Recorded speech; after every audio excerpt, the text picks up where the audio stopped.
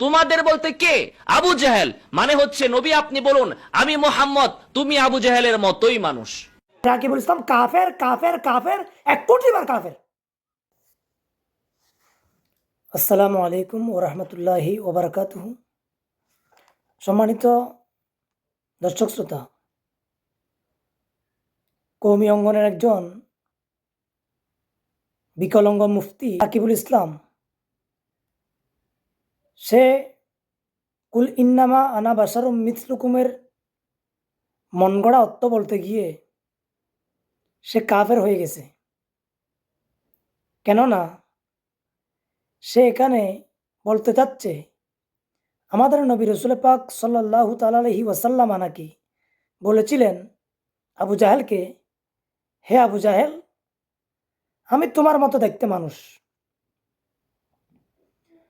অথচ এখানে শুধু আবু জাহেল উদ্দেশ্য নয়, মক্কার যে সমস্ত কাফেরেরা নবীকে নবী এবং বশরী হাইসিয়তে যারা মানে নাই, তাদেরকে আল্লাহ সুবহানাহু ওয়া তাআলা সে সমস্ত কুফফারে মুশরিকিনকে খেতাব করে কথা বলেছেন যে ইয়া রাসূলুল্লাহ, আমি আপনাকে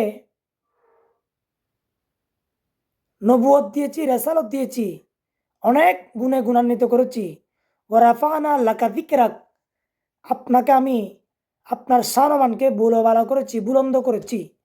আমি বলবো না, আপনি বলেন তাদেরকে যে আমি তোমাদের মতো দেখতে সূরাতান বশর, অর্থাৎ নবীরা হয় মানব জাতির মধ্যে, জিন জাতির মধ্যে, অন্য জাতির মধ্যে নবী হয় না। সেটাকে বোঝাবার জন্য আল্লাহ নবীকে বলতে বলেছেন যে আমি তোমাদের মতো দেখতে সূরাতান বশর, মানুষ, কিন্তু ইউহা ইলাইয়া, আমার কাছে ওহী আসে। ওহী যখন আসে, কথা আল্লাহ বলতে বলেছেন, এ কথা বলে কাফের থেকে ইস্তেসনা হয়ে গেছে।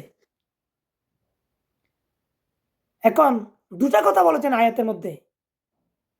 নবীকে আল্লাহ বলেছেন আপনি বলেন আপনি দেখতে তাদের মতো এবং আপনার কাছে ওহী আসে, কিন্তু এই ওয়াহাবির বাচ্চারা, এই কুলাঙ্গারের বাচ্চারা আমাদের নবীকে মানুষ প্রমাণ করার জন্য বলতে বলতে এত নিচু নামিয়েছেন, তারা বলতে বাধ্য হচ্ছে যে আমাদের নবী নাকি আবু জাহেলের মতো। নাউজুবিল্লাহি মিন যালিক।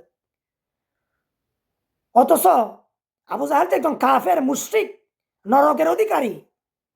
এ কথা আল্লাহ কোরআন শরীফে বলেছেন, বুখারী শরীফ সহ অসংখ্য রাওয়াতের মধ্যে সবাই জানে যে আবু জাহেল যে জাহান্নামী। আর আমাদের নবীকে প্রমাণ করতে গিয়ে সেই কুলাঙ্গার বলতে চাচ্ছে যে আবু জাহেলের মতো। নাউজুবিল্লাহি মিন যালিক। এই রাকিবুল ইসলাম কাফের কাফের কাফের 1 কোটিবার কাফের।